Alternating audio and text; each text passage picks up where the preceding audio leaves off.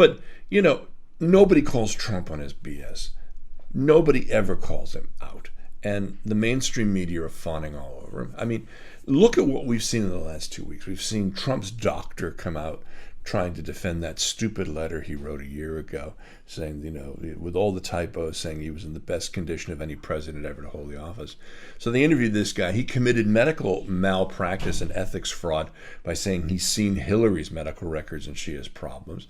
And he demands that Hillary, even though he's not released anything of substance, release more of her medical records. And he's got Giuliani out there, saying, oh, she's got serious health problems. Totally unfounded, but it becomes the headline of the week. He didn't allow any press to come on the Mexico trip with him, but yet many of them found their way down there and got into the room where the meeting was being held.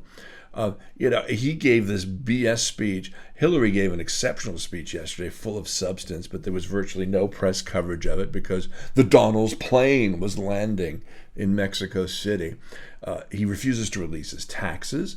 They continue to attack the foundation, which from all accounts has done nothing but good work. And he has spent his life disenfranchising minorities, denying them housing, not renting to them. And now we have this huge story break in Mother Jones earlier this week about the modeling agency that it has his name housing illegal aliens in the basement. Yet here he is, this model. And I don't get it. He's only 6 points ahead nationally. Behind. And the siege mentality is such that, it's just ridiculous. I mean, he's gone after Anthony Weiner, who we talked about last week with Dario. She should be winning by double digits, but she's coasting right now, and that's dangerous. I mean, interested as well in this, in the Hillary aspect. I mean, you are a firm Democrat and a leading figure in Democrats abroad and all the rest of it. But even you can see the weaknesses in Hillary Clinton, and she's not a great campaigner with the best will in the world, is she? No, she's not. What she says, there's substance in speeches, but she's just not galvanized. She can't win. She can't win the news cycle, and she's trying to win the news cycle.